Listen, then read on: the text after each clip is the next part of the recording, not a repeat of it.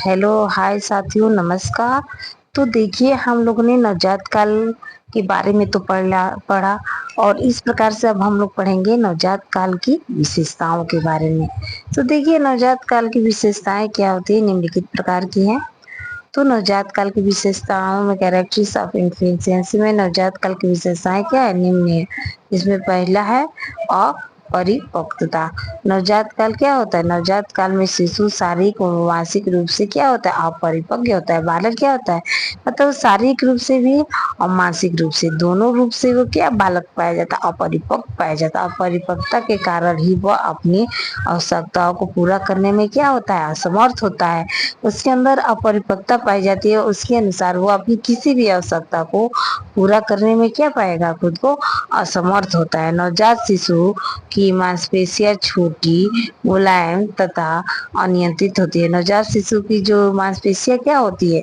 छोटी होती है, मुलायम होती है, अनियंत्रित होती है तथा पैरों तथा गर्दन की और भुजाओं हाथों की अपेक्षा कम विकसित होती है। तो उसकी मांसपेशियां भी पता ही है कि कम विकसित होती है।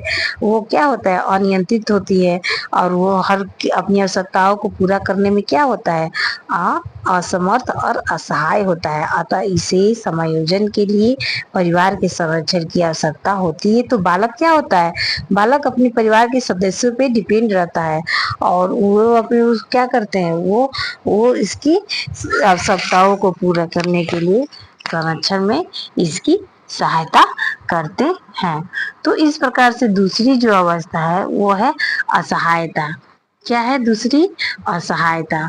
तो देखिए, दूसरी असहायता हम लोग समझ लेते हैं कि असहायता में किस प्रकार से है। तो देखिए, जो नवजात काल में द्वितीय विशेष अवस्था असहायता असहायता शरीर तंत्रिका तंत्र अविकसित अवस्था के कारण। असहायता क्यों है? क्योंकि उसकी जो शरीर है, उसकी तंत्रिका तंत्र है, वो क्या है? अविकसित अवस्था के कारण ही असहायता होती है। अब देखिए तीसरा, व्यक्तिकता। जो व्यक्तिकता है यह नवजात काल की तीसरी विशेषता है। नवजात काल की कौन सी विशेषता है?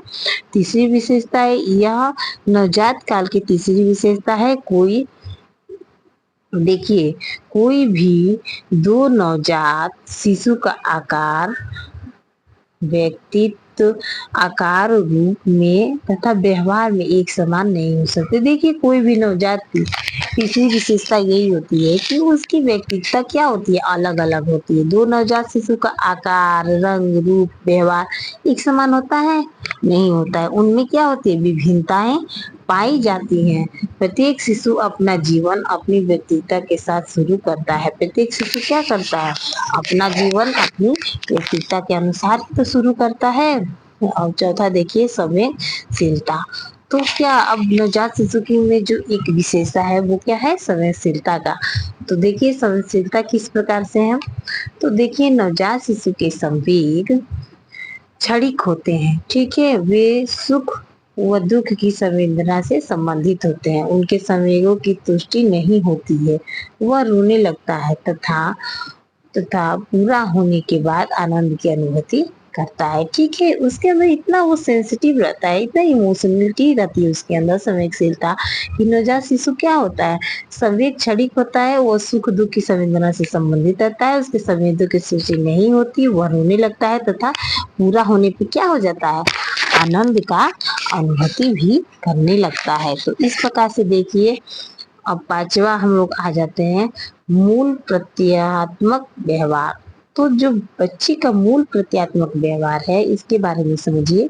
तो नवजात काल में शिशु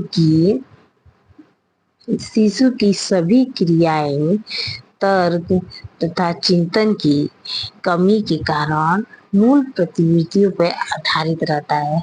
ठीक है, वह भूख लगने पे रोने लगता है तथा प्यार करने पे प्रसन्न है। देखिए, जो छोटा बालक है उसको जाहिर सी बात है, जब भूख लगेगी तो रोने लगेगा। अगर उसको बच्चे को कोई प्यार कर रहा है, स्नेह कर रहा है, उसको उसकी देखभाल कर रहा है, उसको ध्यान रख रहा है, उसको खुश कर रहा है, खिला रहा है, तो वो क्या होगा? प्रसन्न हो जाएगा, खुशी हो जाएगा। इस प्रकार नवजात काल की शिशु की अपनी ही विशेषता होती है। ठीक है, तो शिशु की क्या होती है? विशेषता अपनी होती है। और इस प्रकार से हम लोगों ने क्या पढ़ा? हम लोगों ने देखा कि मूल प्रत्यात्मक व्यवहार उसका इसकी संवेदनशीलता, व्यक्तित्व, असहायता और अपरिपक्वता, इस प्रकार की नवजात शिशु की ये सारी विशेषताएं हैं। तो अपरिपक्वता में बालक क्या रहता है, अपरिपक्व रहता है, उसकी मुलायम छोटी अनियंत्रित मांसपेशियां रहती है, ठीक है, और उसे परिवर्तन समायोजन के लिए क्या करना पड़ता है, परिवार पे निर्भर रहना पड़ता है, ठीक है। असहायता भी है, असहायता में शिशु क्या रहता है, असहाय रहता है, उसके शरीर की तंत्रिका अविकसित रहती है। व्यक्तित्व, व्यक्तित्व में क्या है बताया है कि व्यक्तित्व उसकी अलग अलग होती है, कोई भी दो पुरुष की व्यक्तित्व एक समान हो सकती है तो नहीं हो सकती है। संवेदनशीलता, संवेदनशीलता भी उसकी अलग अलग अलग प्रकार से होती है। मूल प्रत्यात्मक व्यवहार, देखिए बालक का जो मूल प्रत्यात्मक व्यवहार है वो भी अपनी विशेष विशेष अवस्थाएं हैं, विशेषताएं हैं। तो इस प्रकार से हम लोगों ने समझा। तो प्लीज चैनल को लाइक और सब्सक्राइब जरूर करिए। आप नए हैं और वीडियो को देख रहे हैं तो सब्सक्राइब जरूर करिए। धन्यवाद।